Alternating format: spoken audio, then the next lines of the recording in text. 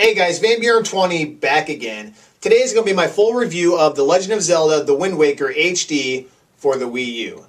Interesting fact before I talk about the game is I've never actually played the original Wind Waker for the GameCube when it first came out. And I've never actually played it at all until I actually bought the remake that you see right here.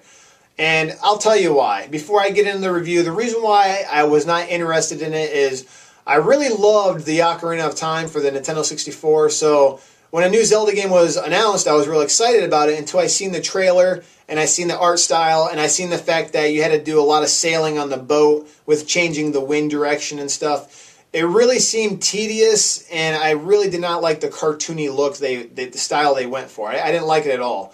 And so I kind of just lost interest in it, and then a lot of people talked about how it was real time-consuming sailing, and it kind of ruined the game for a lot of people. And I know a lot of people, they think The Wind Waker is one of the best Zelda games out there, and they didn't mind the whole changing the wind and the sailing and all that stuff. So, but that's kind of just the reason why I never got into The Wind Waker.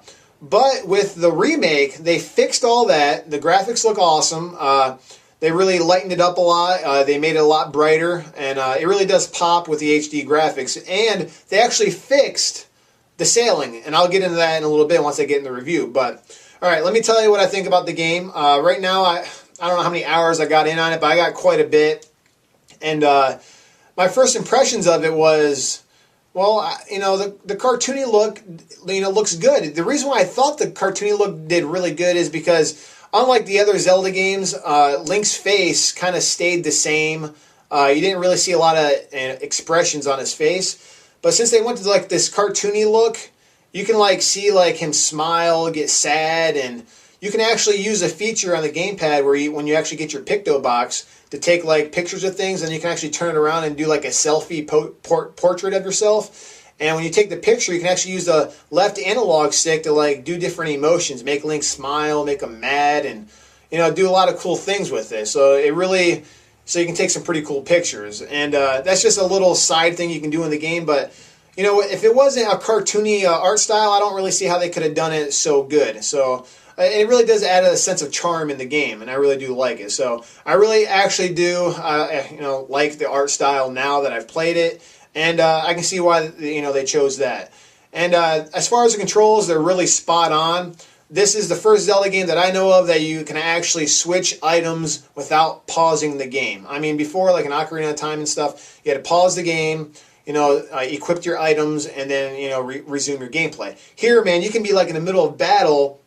You can equip anything, put an item on a button that you want to put on just by a flick of a finger, right? Without pausing the game. You can hit your map on the gamepad, see the map. If you collect any bottles from Miiverse, you can click on those, read the messages. And speaking of bottles on Miiverse, what that really is, while you're sailing or if you're by any of the ocean, you can see these little spare bottles that are along the ocean. Now, you can't really use these bottles in the game as far as empty bottles to put potions in them or anything, but they're really just posts that people put in Miiverse, and you can kind of read them as you play the game. It really does add a sense of depth in the game. I actually really enjoy it, and I actually put a few messages in the ocean myself. Really, all that's doing is posting to the Zelda Wind Waker HD community in Miiverse without actually, going to Miiverse. That's really all it's doing, but I don't know. I think it's kind of cool, and it's a neat little feature in the game. The combat style is real great. In this Zelda game, unlike all the other ones, you can actually do a counterattack. When you see the little AI icon appear, if you hit it just time, you can do a counterattack, which is unique to this game. I don't think any other Zelda game does that, and it works really well. I kind of stink at it because you got to be pretty fast. I'm not really paying attention when I'm fighting. I'm kind of just slashing and dodging. But Tingle's actually in this game, which is always nice. That guy's hilarious.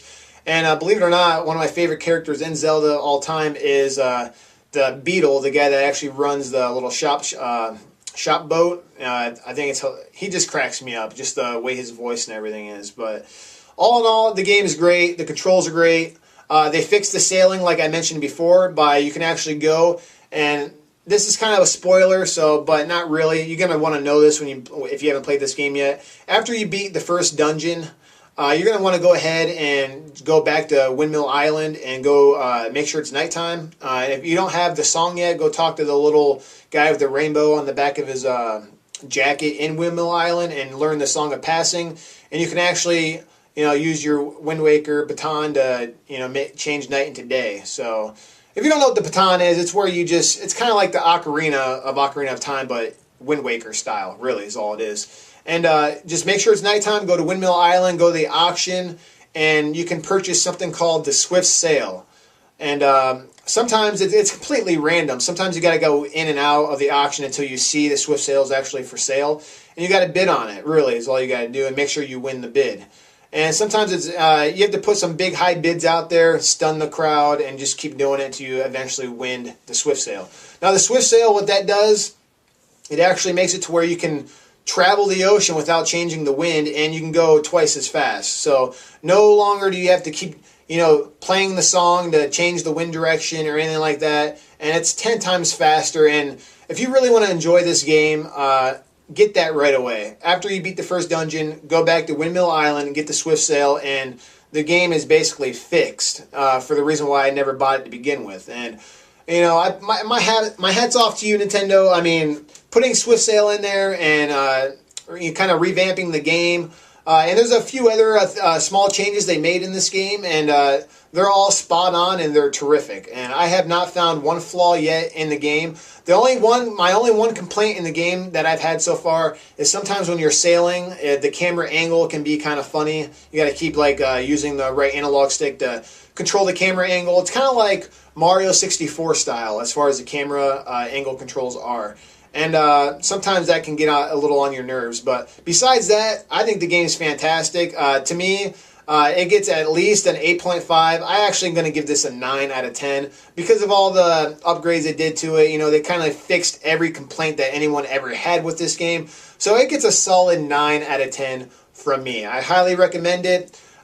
This is actually, to me, it doesn't even feel like a remake because I've never actually played the original. So to me, this actually feels like a brand new Wii U Zelda game, and there really ain't that many great games right now for the Wii U. So if you're looking for a great game and you love Zelda, you probably already have this game. If you never actually played Zelda, go ahead and give it a try. So pretty much all from me right now, guys. Hope you enjoyed this video. There'll be more to come shortly, guys. Thanks again.